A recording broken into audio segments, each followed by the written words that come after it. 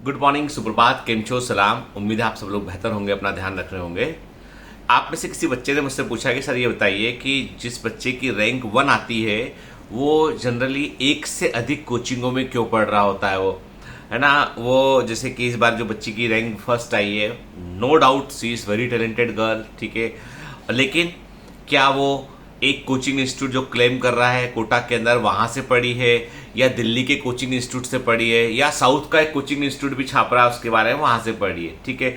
मतलब ये है कि AIR 1 वाला बच्चा जो है वो जब अपनी क्लासेस 11th और 12th में एक पर्टिकुलर कोचिंग में कर रहा था तो वो वहां से सेटिस्फाइड नहीं था, तो उसने DLP मंगाया। दिल्ली से उसने DLP मंगाया कि भैया डिस्टेंस लर्निंग प्रोग्राम कर लेते, करस्पॉन्डेंस कोर्स कर लेते, क्योंकि जिस कोचिंग में हम पढ़ रहे हैं वहां से हम सेटिस्फाइड नहीं है। फिर जो दिल्ली से DLP मंगाया गया वो DLP भी उसको अच्छा नहीं लगा, तो उसने फिर साउथ के कोचिंग से DLP मंगाया उसने कि भैया साउथ इंडिया में कोचिंग है, वो भी फर्स्ट रैंक छापेगा हमारी, उससे भी DLP मंगा दिया हमने, ठीक है। तो इसका मतलब ये है कि यदि आपको नीट में रैंक 1 चाहिए तो आपको एक तो कोचिंग इंस्टीट्यूट में एडमिशन लेना पड़ेगा जहां पे आप फिजिकली जाकर पढ़ेंगे, और कम से कम 2 कोचिंग इंस्टीट्यूट के आपको डिस्टेंस लर्निंग प्रोग्राम मंगाने पड़ेंगे, क्योंकि आप जिस कोचिंग में फिजिकली जाकर पढ़ेंगे वहां पर कंटेंट आपको सेटिस्फैक्टरी नहीं मिलेगा, वहां पे टीचर अच्छा नहीं पढ़ाएंगे, तो आपको स्टडी मटेरियल इम्प्रॉपर रहेगा आपको, तो इसलिए आपको दिल्ली से DLP मंगाना पड़ेगा। दिल्ली के DLP में कुछ हिस्से अच्छे होंगे, कुछ बुरे होंगे, तो उन अच्छे बुरे हिस्से को जो है वो कवर अप करने के लिए आपको साउथ इंडिया से भी DLP मंगाना पड़ेगा, ठीक है।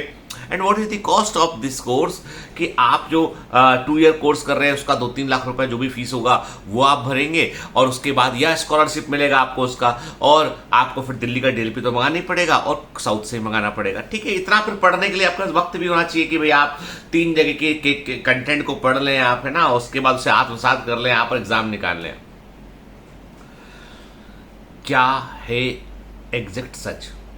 अब देखो, इतना मैं जानता हूं, दी किड जो बच्ची पढ़ रही थी वो टैलेंटेड है, उसने एग्जाम निकाला, टॉप किया उसने, बहुत बढ़िया किया उसने, और she deserve lots of appreciation. लेकिन she doesn't get right to confuse the all other student. आपको मैं ब्लेम नहीं कर रहा हूं, मैं बता रहा हूं ये वो बच्चा डिसाइड नहीं कर रहा है, ये उसके पेरेंट्स की भी नैतिक जिम्मेदारी है, उसके आसपास के लोगों की नैतिक जिम्मेदारी है कि भैया जहां पढ़े हो वहां का नाम लो आप, ठीक है।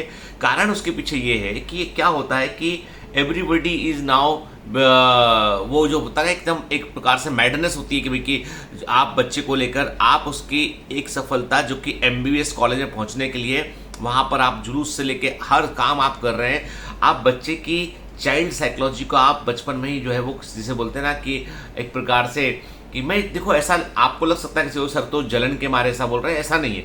मैं चूंकि बहुत दिनों से मैं देख रहा हूं ऐसे बच्चे जब सिलेक्ट होकर कॉलेज में जाते हैं तो उनके अंदर वो सेलिब्रिटी वाली फीलिंग आती है। Then they started YouTube channel, then they started social media platform, then they started dropping in the state academics, then they are deviating from their path. कहाँ चले थे, कहाँ के लिए, और कहाँ से कहाँ पहुंच गए, ठीक है। मैं ये नहीं बोलता हूं कि हर बच्चा ऐसा होता है, मैं एक सामान्य सी बात बोल रहा हूं कि यदि आप किसी भी एग्जाम में बहुत अच्छी रैंक लेकर आते हैं तो आपको यह अधिकार नहीं मिल जाता है कि देश के लाखों बच्चे जो आपको फॉलो करना चाहते हैं उनको आप कंफ्यूज कर दें, है ना। तो अब देखो, एक साउथ इंडिया का एक क्लासेस है, मैं नाम नहीं लूंगा उसका, उसने भी रैंक 1 छापा, उसने भी रैंक 1 छापा, मैं इसका नाम छिपा देता हूं जरा, ठीक है। उसने भी रैंक 1 छापा उसने, ठीक है। अब ये रैंक 1 आप बोलोगे सर वो तो एक लड़की टॉप की है, इसने रैंक 1 छाप के बिल्कुल छोटे में बारीक में उसने कैटेगरी लिख दिया, है ना। मतलब what kind of marketing is this, कि आप मतलब कुछ भी, मतलब जिसे बोलते हैं ना कि एक समय शिक्षा जो है वो इतना एजुकेशन इतना ऑनेस्ट चीज होती है और इतना डिवाइन चीज होती है कि वहां पे इतना मार्केट चला गया है, इतना मार्केट चला गया है कि हम जैसे लोगों को तो इररिलेवेंट लगने लगा है। हमको ऐसा लगने लगा है कि इस जगह पर काम करना, अपना अस्तित्व बनाए रखना वो भारी काम है। ऐसा एक समुद्र है, उसमें बहुत ऊपर नीचे मार्केटिंग की हवाएं चल रही हैं, उसमें एक बोट लेके, लाइव बोट लेके आप निकले हुए हो। वो लाइव बोट कितना आगे जाएगा ये तो वही समय ही बताएगा।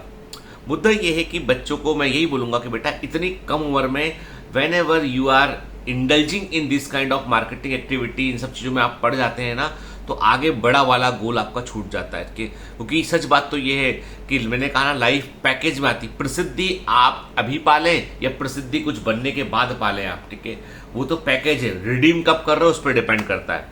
मैं बिल्कुल बधाई देना चाहूँगा उस बच्ची को और भी बच्चों को जिन्होंने बहुत अच्छा स्कोर किया।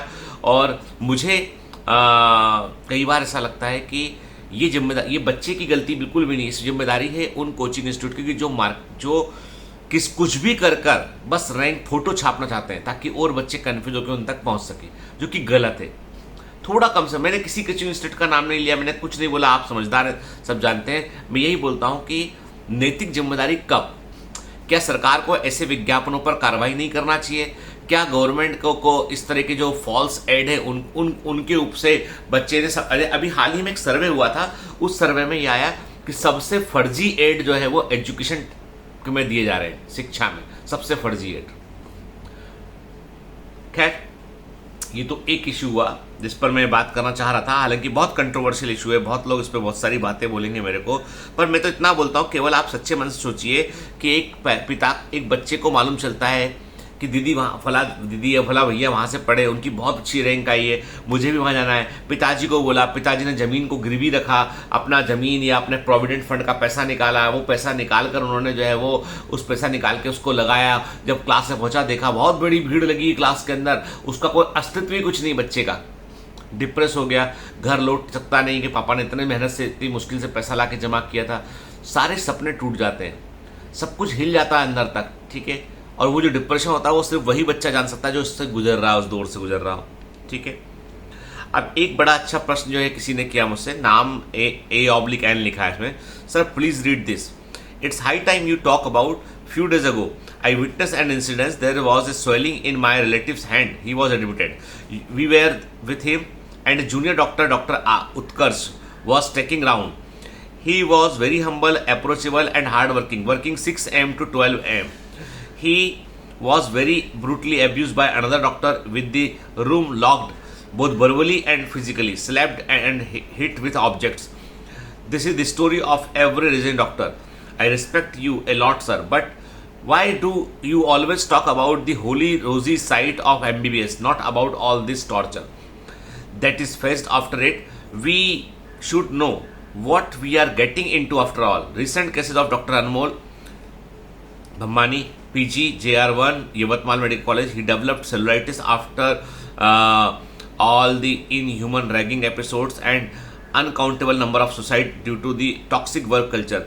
The bond system, and I saw video of Dr. Dasha Patel, Dr. Aditya Sanjay Gupta, AIMS Delhi, and Anuj Panchal Bhaiya. I am shook to the core. I am not a coward, but I don't want my love for medicine to die. Please reply.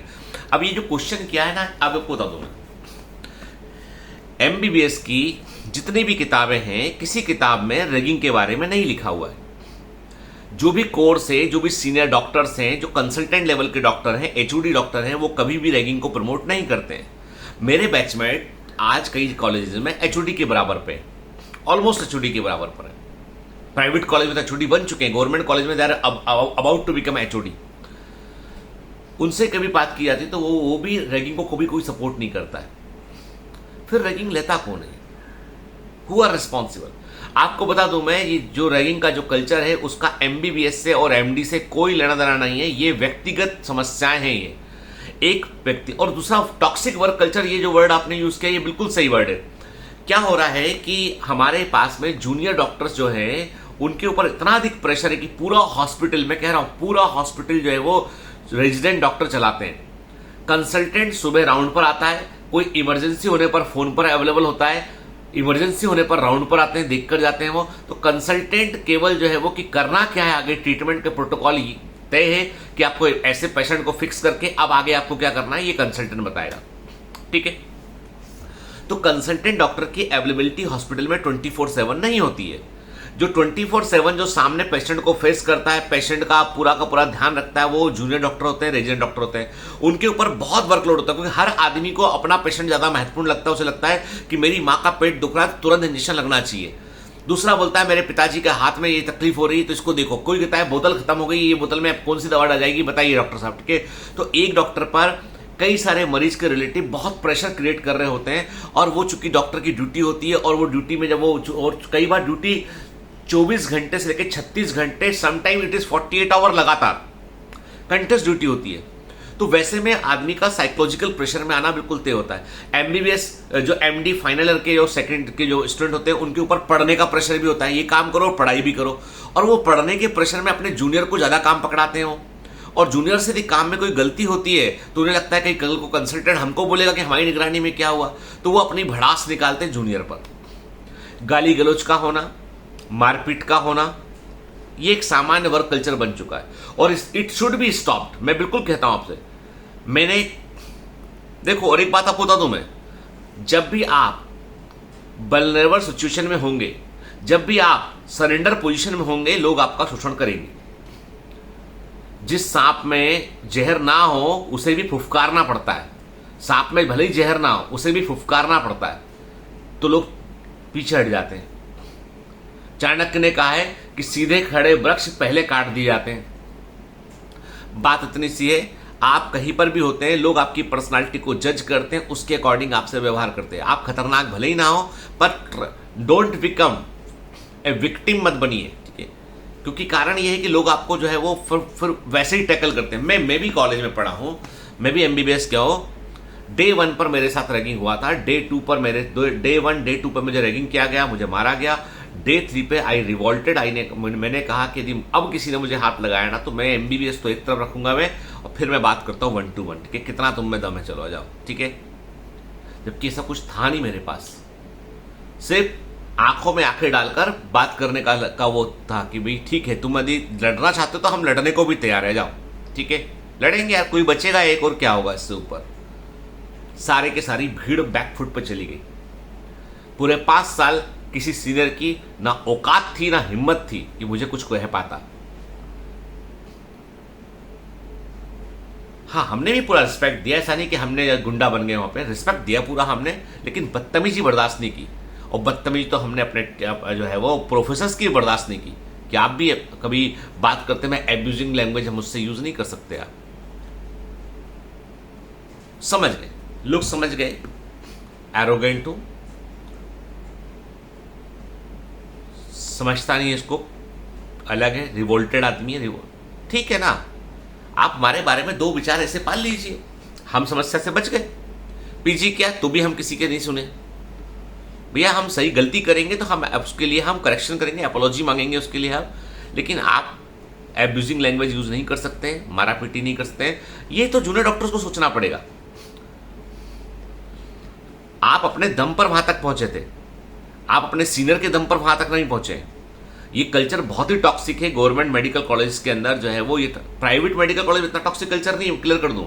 Government college में toxic culture हो रहा है, और ये इसलिए हो रहा है क्योंकि रिपोर्टिंग्स नहीं होती इन घटनाओं की। क्या डॉक्टर ने उसने एफआईआर किया, एफआईआर कर देगा तो जाने कितने डॉक्टर अंदर हो जाएंगे उसमें से। मतलब इशू, ये पूरा इशू ये है कि एक नेक्सस बन चुका है। और ये एमबीबीएस की गलती कहां से आ गई इसमें, बताओ? एमडी की गलती कहां से इसमें आ गई? ना एमबीबीएस की गलती, ना एमडीएमएस की गलती। इसमें गलती तो लोगों की जो कर रहे हैं वहां पे। याद रखिए, जब कोई अपराध आपके साथ घटता है, मतलब कोई आदमी आपको साथ कंटिन्यूस अपराध कर रहा है, आपको शोषण कर रहा है, तो उसमें जितना शोषण करने वाला दोषी है उतना आप भी दोषी हैं, क्योंकि आपने उसके खिलाफ आवाज नहीं उठाई। मैं कहता हूं आपसे कि ये कोई कल्चर नहीं है। ये आप जो बोल रहे हो सर, आप हमेशा रोजी साइड दिखाते हो, अच्छी बातें बताते हो, अरे हे अच्छा यार, कहां होता है ऐसा, बताओ? क्यों कर सकता कोई आदमी आपको, कि आपसे सीनियर है, 1 साल सीनियर है? अरे भाई तू तेरे समय एग्जाम निकाला, मैं था, तेरी रैगिंग हुई तो उसमें मैं क्या कर सकता हूं? तो रैगिंग लेने वाला दोषी है तो देने वाला भी दोषी है। वो भ्रष्टाचार ऐसा है कि ना, तो करप्शन है, करप्शन में रिश्वत लेने वाला दोषी है तो देने वाला भी दोषी है। भाई तुम पिट रहे हो, तुमको कमरे में बंद करके मार रहा आदमी, इतनी हिम्मत कैसे आदमी की? इतने सरेंडर्ड क्यों हो तुम? उनसे काम सीखना है सर, काम नहीं बनेगा। अरे प्रोफेसर है, ठीक है ना?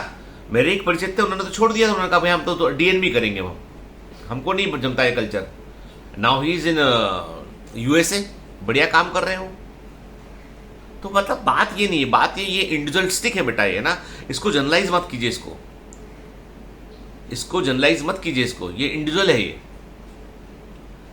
आज मेरे देश के बड़े बड़े डॉक्टर्स हैं, भोपाल के मेरे बड़े बड़े डॉक्टर सीनियर प्रोफेसर रहे जो हैं, उनसे मेरे बहुत अच्छे ताल्लुकात हैं।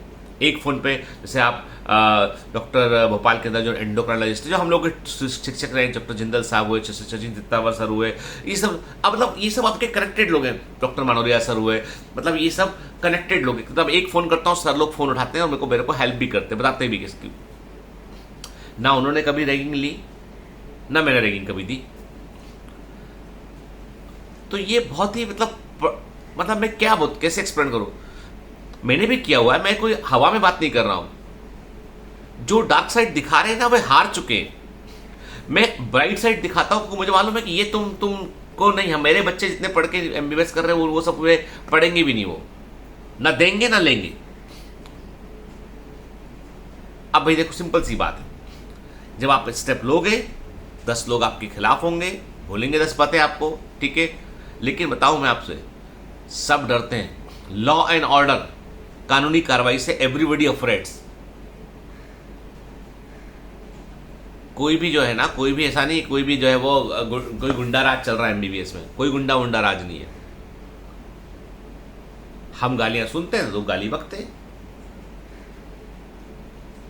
तो इसलिए इसको जनरलाइज मत कीजिए इसको, है ना। मेरा मानना ये है कि ये एक इंसिडेंस घटा है, लेकिन ये कि देखिए वर्क प्रेशर बहुत ज़्यादा है, ये मैं बिल्कुल बोलूंगा आपसे। और वर्क प्रेशर इतना ज़्यादा इसलिए होता है ताकि आप मैकेनिक के समान आदमी को फिक्स करना सीख जाए।